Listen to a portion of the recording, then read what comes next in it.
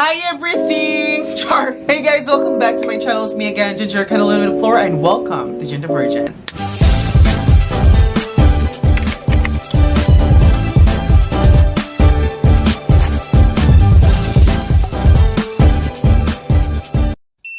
So yes, what is shown inside of below, we are going to be reviewing another skincare product. But before anything else, please don't forget to click like and of course follow me on all my social media accounts. I'll be putting all the links down below. Please go check them out, please say hi, hello, ask questions. I'll be replying all of you, and of course, that red button over there says subscribe. Please do click that because that really helps me out. Okay, so without any further ado, let's go review RDL number 1. Hindi ko pa siya na-open, pero may na-open na ako na isa. It's 30 ml. Oh, yung maliit.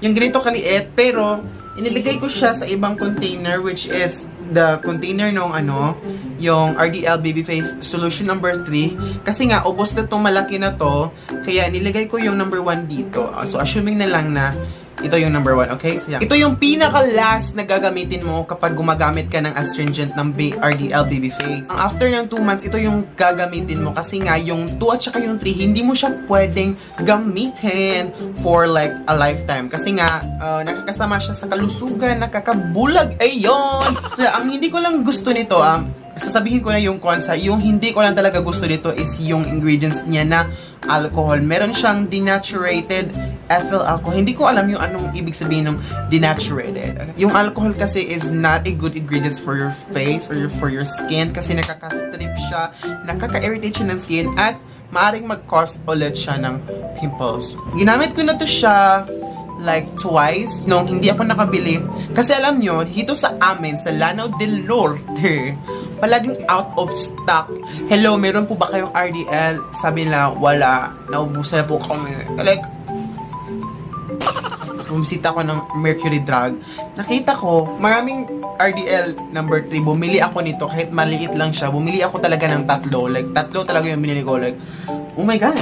Kasi nga, yung due date ko, due date yung, kasi nga 2 months yung pwede mong gamitin yung RDL number 3, kaya hanggang August 20 ako, ano pa ngayon, July pa, kaya bumili ako ng marami. Lagi siyang out of stock. Yeah, ito na nga, Babyface number 1. So, review na natin siya. Hindi ko nga gusto yung ingredients na meron kasi siyang, oh my God, alcohol! Meron siyang alcohol, girl. Kaya hindi ko siya bet masyado. Pero hindi ko pa naman siya na-try, kaya don't judge the book by its cover. Char! So yeah, ayun nga. Sasabihin ko sa inyo yung ingredients. Meron siyang water, denaturated ethyl alcohol. Oh my God. Let me tell you a trivia, guys, na sa ingredients, kapag tumingin ka sa ingredients, yung pinakahuli, yung konti lang yung amount ng ingredients na inilagay. So, dito, meron siyang fragrance. So, yung fragrance, yung pinaka konting-konti lang, alam mo yun, konting ingredients na inilagay dito. So, ang fragrance is not a good ingredient as well. Bakit pa talaga dilagyan ng ingredients? Fragrance, hindi naman kailangan yung fragrance. Wala namang effect sa face. So, meron siyang salicylic acid. Oh my God, very good ingredient for your pimple, your acne. Oh my God, love it. Meron din siyang panthenol, allantoin, menthol. Menthol yung pampalamig ng face. Yung menthol. Cooling effect, gano'n. Yun yung menthol. Benzalconium chloride, hydrogenated castor oil. Yeah, so yun yung mga ingredients. So, yan. Kung mabasa nyo. Mabasa ba? Hello! Sinabi ko na nga, diba, na nagamit ko siya ng twice kasi nga naubusan ako ng RDL Babyface number 3. So, yeah. And nung bagamit ko, oh my God! Yung amoy niya, oh my God, nakakatuwa kasi para siya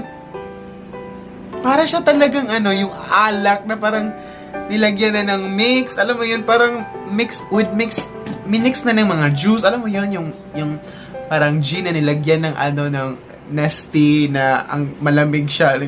Ganon na ganon yung yung amoy. Parang ang sarap nga niyang, ang sarap niya inumin kasi nga parang siyang alak, kakalawa. Kaya nga, oh my God, ang cute-cute ng bango niya. I love it talaga. Kaya, as you can see, my face is super smooth na, wala ng bumps kasi nga nawala na sila lahat. Pero meron pa rin akong konting dark spots, ganun. Kaya patuloy pa rin ko gumagamit ng RDL Solution number 3 para mawala na sila lahat. Oh my God, I love it. Natatakot ako ngayong August 20. Baka bumalik sila kasi nga hindi na ako pwedeng gumamit ng RDL Solution number 3. Nakakatakot kasi hindi ka na pwede talagang gumamit. At ito lang yung product na nakapag-save sa akin from disastrous experience or condition, which is the acne and the pimples on your face. Like, nakakawala sila ng Hello, why noisy girl? Yes, nakakawala sila ng self-confidence, kaya natatakot din ako.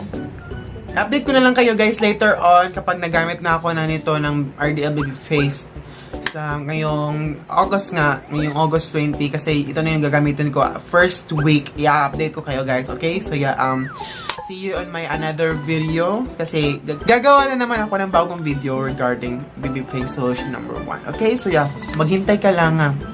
Maghintay ka lamang, ito'y darating.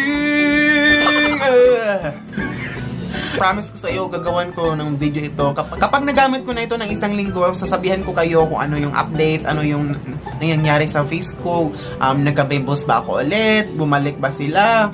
Just stay tuned, subscribe kayo sa channel ko para ma-update kayo palagi. Marami din ako mga skincare tips and products na sasabihin dito sa channel ko, kaya please do subscribe. Kasi marami din ako nalaman na gusto ko i-share yun sa inyo, okay? So yeah, please do subscribe to my channel, okay? So yeah, I think it's a wrap already. Thank you so much for watching this video. I hope you like it. Don't forget to click like and of course follow me on my social media accounts. I'll be putting all the links down below. Please go check number, say hi, please say hello, ask questions. I'll be replying all of you, and of course that red button over there is the subscribe. Please to click the because that really helps me. Okay, so thank you so much for watching, and I see you in my next video. Bye.